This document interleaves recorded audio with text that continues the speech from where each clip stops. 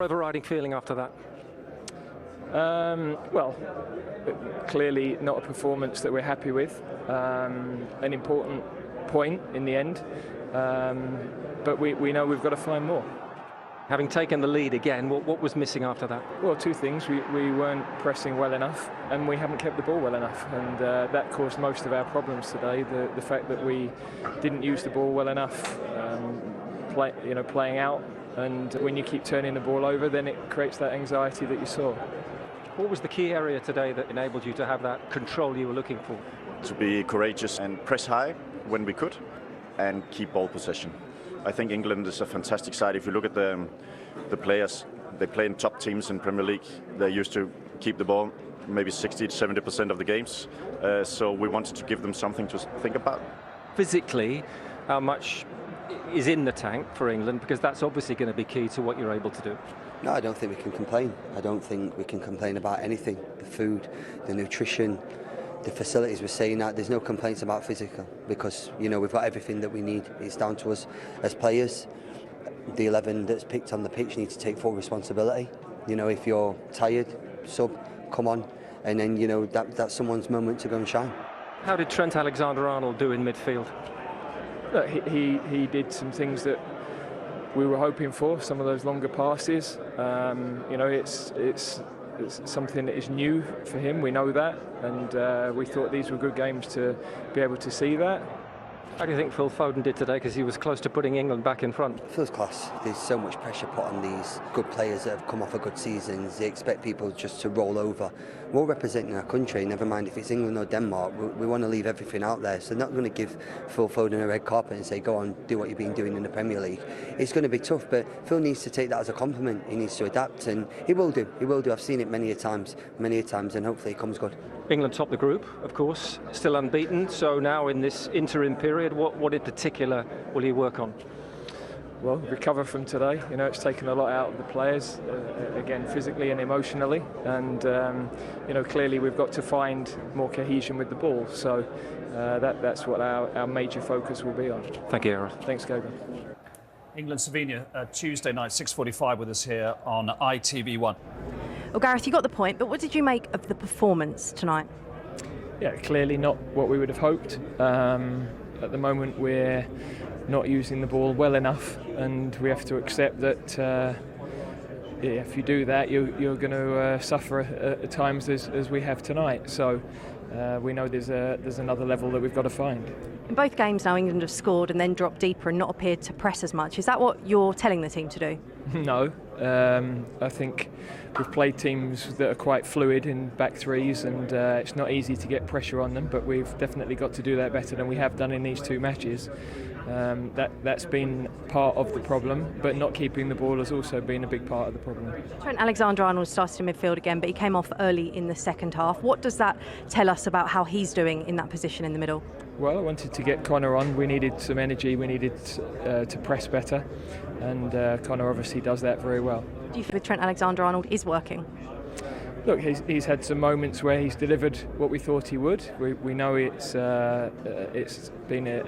an experiment, and we know that we don't have a natural replacement for a Calvin Phillips, but we're trying some different things, and at the moment we're not flowing as we'd like, that's for sure. One touch in the opposition box for Harry Kane today. We saw him taken off, which isn't something we see often. Does it show that perhaps you're struggling to get this England attack to function as potentially they should, looking at the quality of player you've got? Well, we needed energy.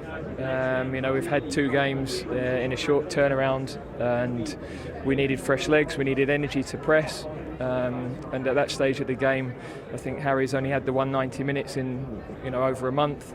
So that was the decision we took. Given if you'd have won tonight, you would have qualified and been top already with a game to spare. How damaging is this, and how much work is there still to do if you are to win this? No, of course, there's a huge amount of work. That's evident from the two performances that we've given, but we have to stay tight. We understand that people will be disappointed with the performances, and rightly so, and we've got to make them better. Thanks, Gareth. Thank you. Yep, fair enough, he gets it. Didn't try and kid us in any way, shape or form. No, again, you want an honest interview, and you give a good kind of insight into what's going on with England, and obviously disappointed. Listen, they all want to play well. We know it's like we've been there playing these. You don't go out there not to work hard and to get good results and to perform well. Sometimes as well, you have to give respect to your opponents. Denmark were a hard outfit to play against today. So I told you I'll give you credit. I think we've been fairly respectful towards Denmark's performance. They played very well. As I said before, they forced us to look at We're thrilled for you. Yeah, I know. We're thrilled for you. I think you've been in these positions before, Rio, where you've had great teams and not probably hit the levels that you should. What do they need to do now? What's going on in the changing room? How can you rectify this? You have to have a meeting where you have to have some hard facts and good, solid, sometimes awkward and difficult conversations need to be had. Call each other out if need be. But also, I think, from listening to the interviews, I think tactically they need to really get around the table, out on the training pitch as well, and really dice that up and look at what's been going wrong. Because like I say, it's not down to one individual. We've talked about Harry Kane a lot today, but it's not just about him. I think the team have to work out when and which to press, the triggers for that, and then they'll have a chance. Yeah, I can't all the English lineup, but the last two, isn't that the first time those 11 have played together with Trent in the middle, Jude, Foden. So there's something they tried to see if it's working, and I'm sure that Gareth, he will look at that now. I think he'll change it. I think he'll shift Bellingham alongside Rice and then Foden as possibly as a 10. And then you need to look into it to see what works. What I like is that they're calm and they're not running away from it. So Kane, Gareth, they know Walker. They are calm. And they know they have done it before. I think 12 games unbeaten. I think it'll be better. I think you deserve the last word, Thomas. Thank you for your company, Mike. Rio, make some interesting points there, Mike. It brings us on to Harry Kane. Let's start with his goal, Rio. It was a classic striker's goal. He was there. The ball broke to him, and he doesn't miss chances very often. And that's where the debate will always be, because there's so many things you can look at with Harry Kane and go, oh, he could be better at this, he could be better at that. But there ain't many in the game that are better at doing this, which is finding the space in the box, freeing himself up, and being able to dispatch a goal like that. So, and that is the hardest thing in the game to do. So he's doing the hardest thing in the game. He does it with aplomb. But we're all looking at what he doesn't do and going, okay, does that mean we have to change the way England play? Do we have to change maybe Harry Kane or not? But I ask you, Tom, what do you think? Of Kane in general? Yeah. In terms of as a manager's perspective, do you take out them goals or do you don't? No, I think I'm just sitting here and listening, and I think Kane is a fantastic player. I think we all do that. He's a fantastic goal scorer. So how does we get the team to work in the right way? And I'm sure Gareth, he know after these two games, it was not perfect. It was far from perfect. He knows that. And he's searching, no doubt, what is the best lineup. And it's so easy for all of us, and myself including, to be clever up here and come with good suggestions when we don't have, the hand on the desk, okay, on the burning desk. But it's sort of our job to do. Yeah, I agree. But even us, we are not sure of what is the strongest lineup up there. I am. Yeah, I am. I know. But you can't be sure. You can't be sure. So I think Kane is very important for that England team. 100%. I think actually Gareth was brave today to take him off, and he changed 3 players during. So I think he was proactive to try to change the game. I think he just needs to adapt. When we talk about players and how they want to play, he's used to playing in that number 10 role. Obviously, we showed the goal with Rio, and you just look at his movement. Always knows where to be. That side of the game is perfect. But I just want to show you a few clips of his overall game and where I believe England can improve. So this is Harry Kane here. This is what he's used to doing, and there's nothing wrong with that. Like Alan said, if you've got runners. But what that's doing, if you look at Denmark's back 3 there, they've got an easy day. You need to stretch them. This is too easy. He needs to trust the players around him, Foden and Bellingham and Saka, to be able to get in the ball in the half spaces and play the ball to him. Here again, we see him, and it can be a positive as well because he wants to do the defensive work for the team. He's doing a shift for the team. But now, England can't get out. If they want to go on the counter-attack and explode, it's too deep to do that. And it happened in the first game against Serbia. It happened today against Denmark. Again, in them areas, it gives the ball away. And, it costs the team a goal. So this is not us saying Harry Kane shouldn't be playing. He's just got to find a way to play well within this team and trust his teammates around him to do the jobs in them pockets of space. Do you know? Go on. But if you look at his touches, this is what I mean. We don't need him to do that stuff. He's got one touch in the box. And, of course, it was a key touch because he scores the goal.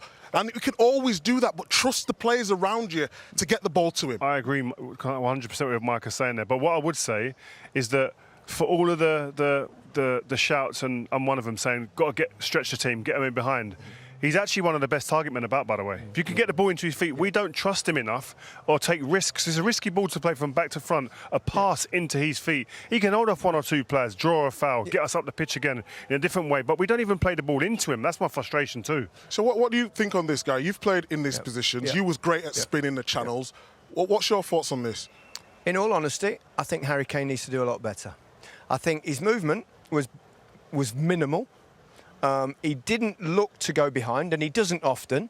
But even when he comes short, he's just drifting short very kind of lethargically. He's plodding short, and that's not going to help. So when you're a striker, your two jobs are obviously score goals, which he's brilliant at. He has been all his career, and he's wonderful at that sort of thing. But I think he needs his manager to say, right, I need a little bit more from you, Harry. I would have expected that if I'd have had that kind of performance. Because as a striker, let me tell you, he's up against three at the back. So he has got to stretch that team. Even when he comes short, you've got to go that way first to keep them up there, and then you come short. So when you get the ball coming short, you don't have to go 20 yards to get it short, like he ambles in, and they just let him go, so you don't get it. So he's not creating the space for himself for a start, and vice versa. And he's never really been a player that spins that much behind. But it's the same thing. If someone's in midfield,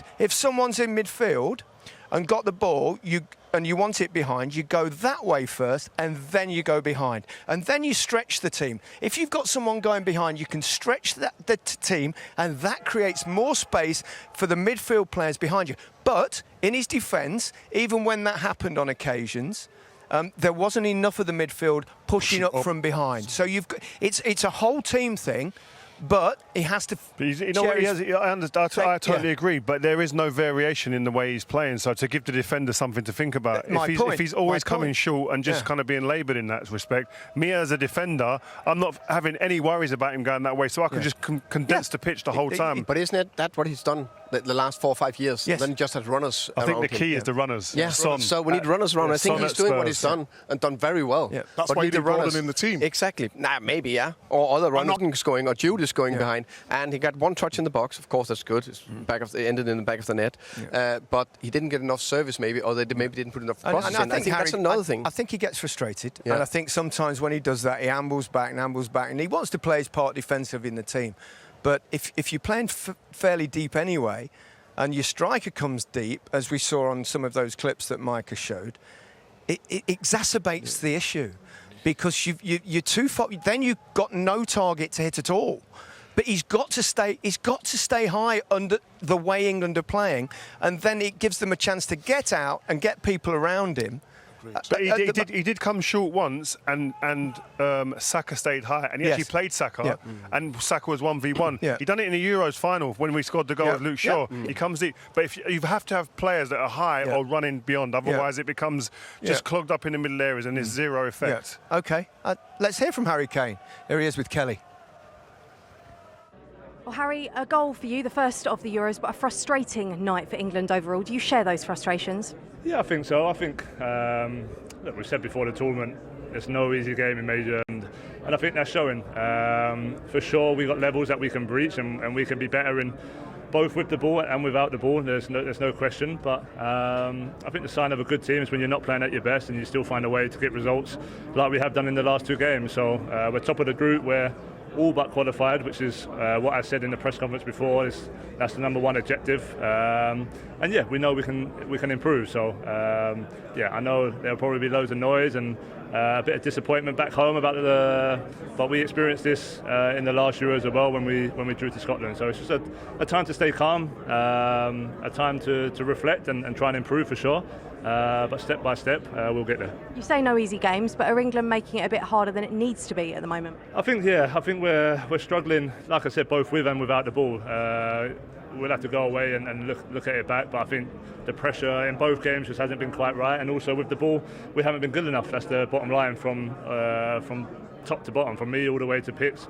Everyone's just dropping below their level a little bit in terms of retaining the ball, playing under pressure. I mean, it was tough out there with the heat, with the pitch.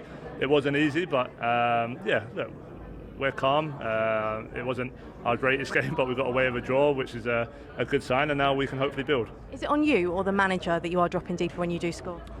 No, I think it's something that we've got to try and get better at. I don't think it's just when we score. I think we are starting games well, but then I just think in general, maybe when the teams are dropping a few players deeper, we're not quite sure how to get the pressure on and who's the one supposed to be going. So in the second half, we tried to change it a little bit with me and Jude playing in front of their two midfielders and then trying to get up, but it was difficult. It was a difficult game. Credit to Denmark, they're a really good side. They obviously got to the semi-final in the last Euros, so they caused us some threats. But overall, we just got to look back and see where we can improve. Thanks, Harry. Cheers, thank you. Well, remarkably honest, and obviously asked whether it was a tactical thing. I mean, he pretty much said it was, really, without saying it, obviously. Yeah, and it's, I love when players are honest, when they come here and don't just fumble you through an interview and just try and back you off. That was really refreshing to see from Harry Kane as a captain, but it concerns me that they're trying to get to grips with certain tactics and it's not coming out in the game. We didn't know how to do it. We didn't know how to do it. Yeah. I mean, that would be a worry for me, and I just think, please just get them out on a training ground again and start doing some repetition and some drills. But they just need to work together as a unit, don't they? And that was the difference between the two teams today. Defence and attack, the gap's too big. That's the midfield, that's basics, you've got Mike. Trent Alexander-Arnold, who's a wonderful player, playing in midfield, finding it very difficult.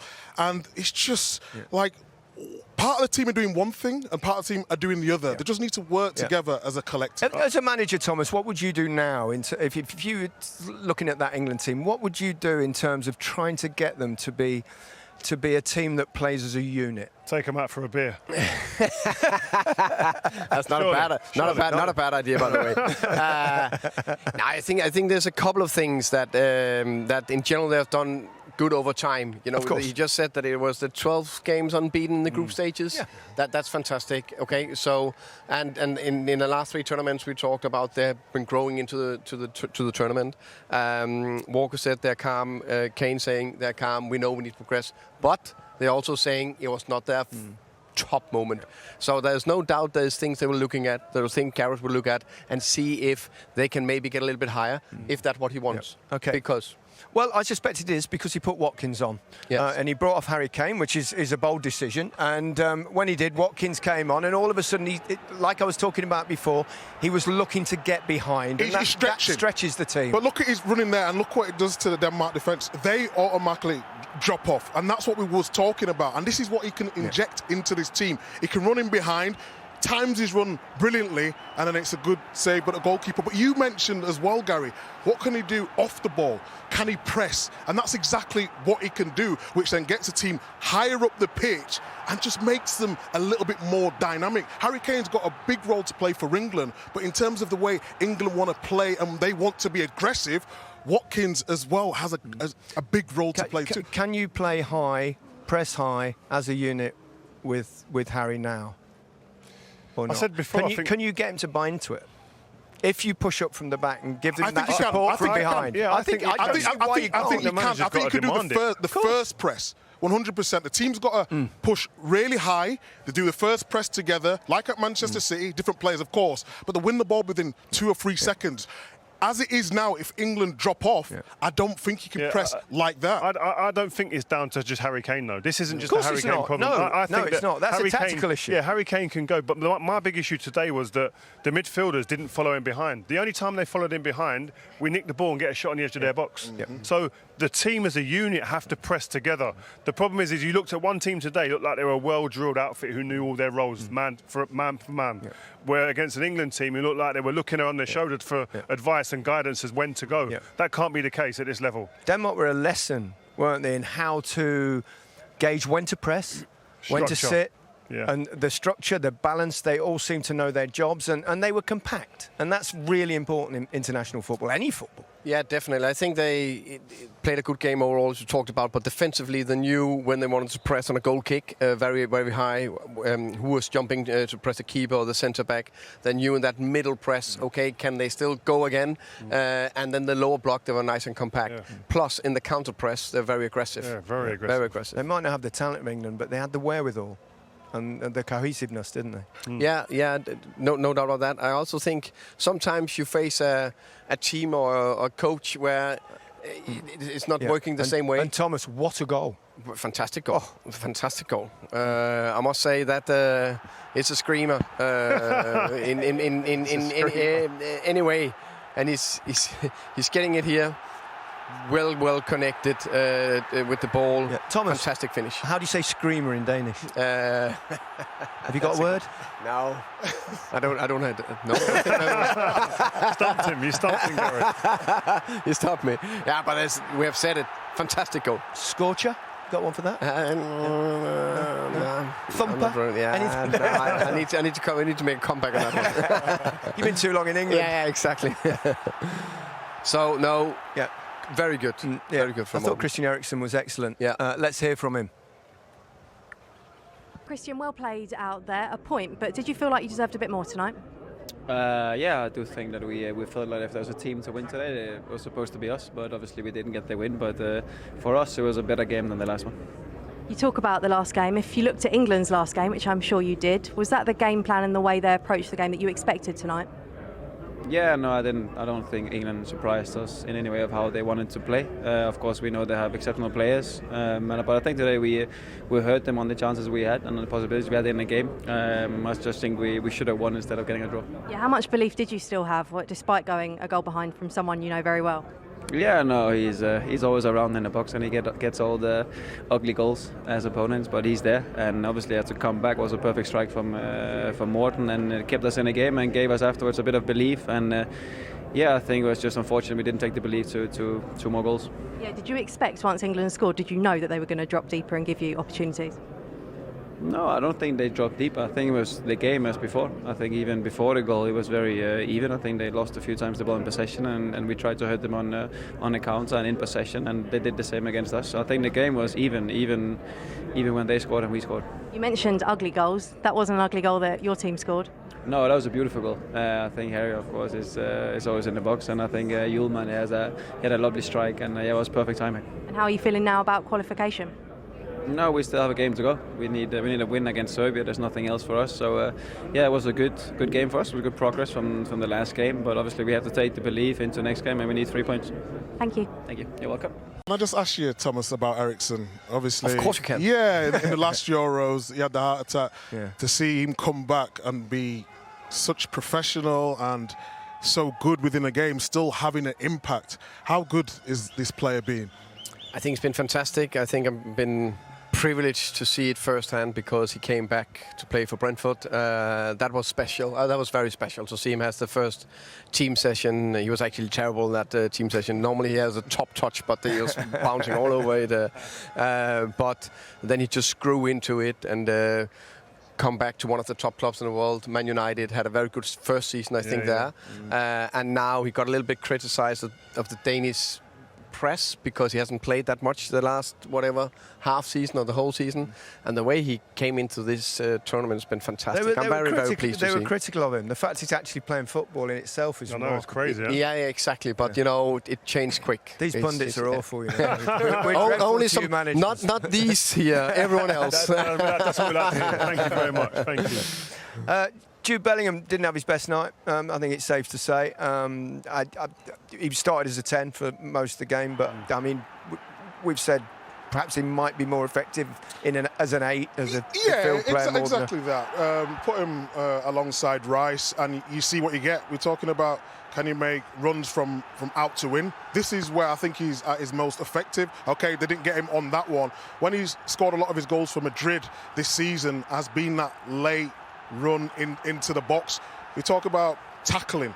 There was many moments when I was watching Real Madrid this season and they was under pressure. He can play in that number 6 perfectly well. He likes to get stuck in. He's got an all-round game, as we utilised in the first game against Serbia. I would put him a little bit deeper, put Foden in that number 10, and then I think the balance of the midfield is a lot better, Rio. Yeah, I totally agree.